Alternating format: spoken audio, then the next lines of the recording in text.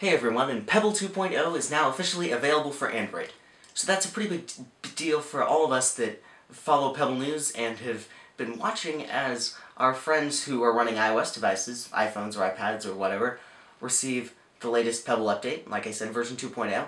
It can be very frustrating for us to not get the same update on Android. Officially, I think Pebble said something like it wasn't able to release that update to Android users at the same time as iOS users because there are more Android devices out there and they had to make sure that it was compatible with a broad range of devices, which makes sense, but still. Come on, Pebble, you're a relatively big company. Just bugs me. But anyways, all that is in the past because we now have an app of our own, Pebble version 2.0. So what exactly do I mean by Pebble App version 2.0? Well, there are kind of two sides to this coin.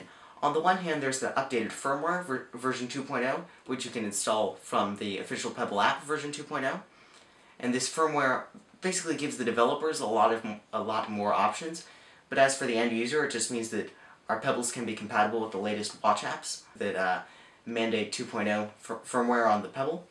And that's a pretty big deal. Again, compatibility is important, and if you're like me, that you like to always install the latest and greatest apps to your Pebble, then you might have been frustrated recently because, again, developers are updating their apps, and without updated firmware, you just can't use them. On the other hand, the bigger deal is the app itself. Version 2.0 provides a lot of features and enhanced functionality that version 1. Whatever didn't. So let's take a look at the app itself.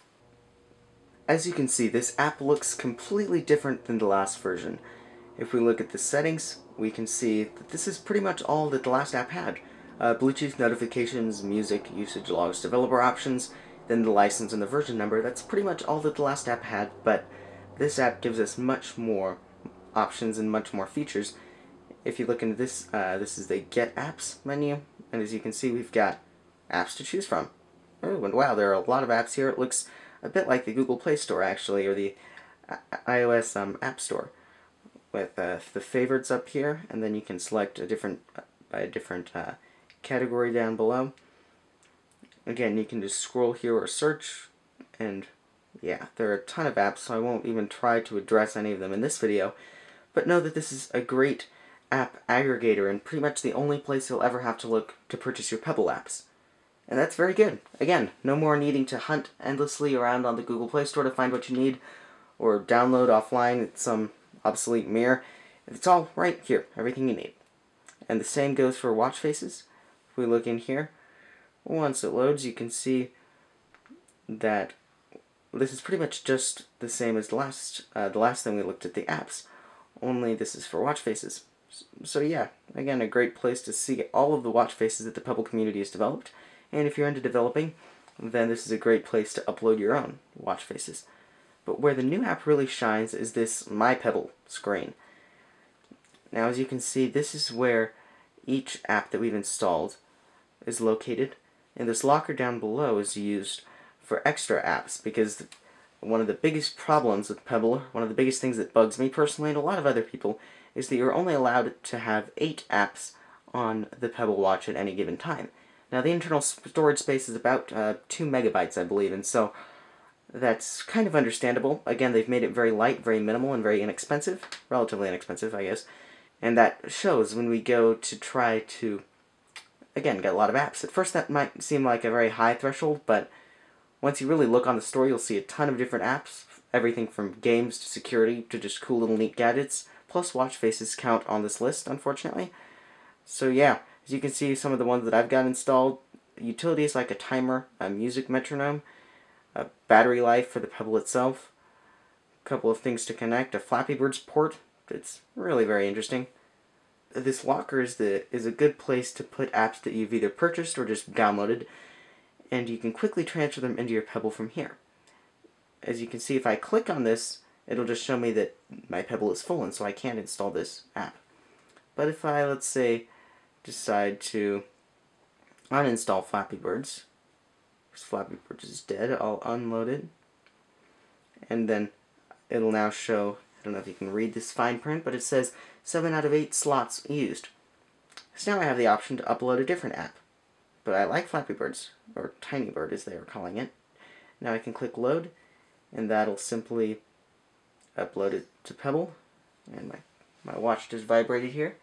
As you can see, it'll show you the new app and to give you the ability to, in this case, play Flappy Bird or do whatever you wanted to do with your app. But anyways, this is a great place to store Pebble apps and load Pebble apps and see the apps that you have on your Pebble. It basically eliminates a lot of needless organizing and puts it all in one nice, organized spot. Overall, there's no real reason not to update to Pebble 2.0 firmware and the next generation of the Pebble Watch app. It has some great features, and really there's no reason not to update. It still does everything that the last app does, and there's no functionality that you'll be missing from the last version of the software. But it's a much more feature-filled alternative, and with features like the app locker and the marketplace for the apps and watch faces, it really just provides a more immersive Pebble experience and allows you to better experience all of the third-party apps that are on the market. I hope developers find it encouraging to have a place now to distribute and to market their apps integrated within the Pebble Android app itself. I hope developers take that initiative to design even more apps for Pebble, because in the end, it's the end user that benefits when developers take initiative and design. Some parting thoughts. I really am impressed with the Pebble company itself so far. Normally companies that have a great idea like this Pebble Watch immediately try to proprietize it and try to make everything their own and try to do it all themselves so they can make as much money as possible, but Pebble really isn't doing that. There aren't any Pebble t-shirts that you can buy or accessories. There are very few Pebble-made apps.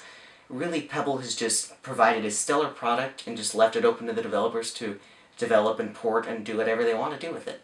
And I think that's really amazing, and the end user can really see the difference. So there you have it, folks, Pebble version 2.0. If you like this video, please give me a like. If you dislike this video, then I'm sorry, you can give me a dislike too. If you want to see more like this, click subscribe and let me know in the comments what sort of videos you want to see me do in the future. So far I've gotten a fairly good response from my other Pebble Watch videos, which I'll have annotations for later. And so if you want to see me do another Pebble Watch review, maybe one about the apps, or even specifically gaming, I've brought that up before, I could do a Pebble gaming review, that might be funny. If you want to see more stuff like this, please let me know in the comments. I'll see y'all later, God bless, and have a great day.